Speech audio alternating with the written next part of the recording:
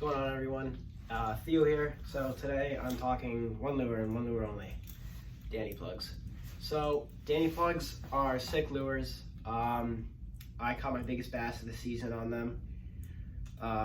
It was like a hot mid 40-inch fish, and I just seem to catch some really big fish when sometimes nothing else will.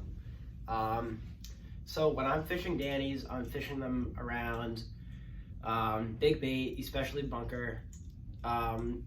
I'm usually throwing them, honestly, you can throw these in almost any light. I think they can do very well in a full moon sometimes because the bass can look up and see them a lot better.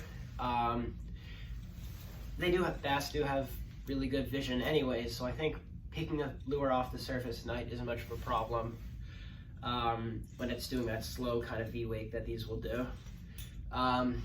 But I think throwing them around full moons is always a great option.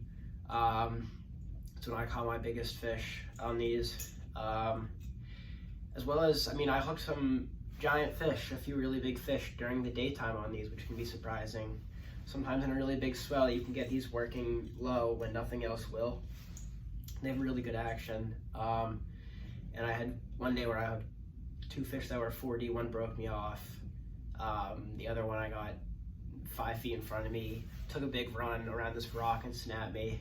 And then finally landed one that was a high 30-inch fish on an SP minnow. So sometimes they're really keyed in on swimming plugs and they won't hit surface plugs.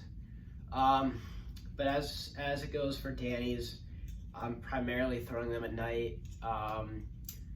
They can work really well in backwaters as well, the smaller ones, even the bigger ones too, matching herring. I love them. They're some of my favorite plugs to throw after dark. They don't cast great. That's a big thing to know with them. Casting isn't going to be your friend on these. You're going to get it if distance is the key. You want to be throwing a needlefish, in my opinion, or another minnow plug that can cast far, like an SP minnow. But as it goes for trying to match big bait, when you want to get a really big fish, they're eating something big most of the time in the surf. So I think these do a really great job at getting that goal done. And yeah, as it goes for Danny's, I'm trying to think if there's anything where I'm throwing them. Boulder fields. So another thing to know, this can be really important actually. So all lures have an eye. The eye of the lure is right here on the front.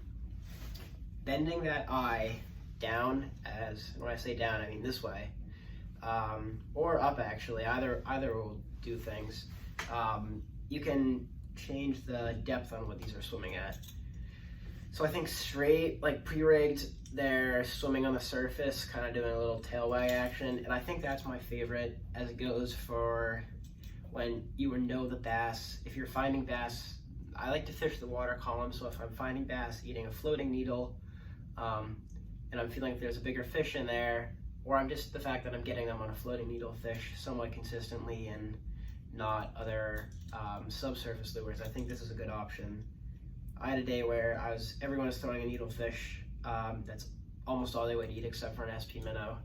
And then I whacked like a 30-incher in a school of all fish that were almost all under 25.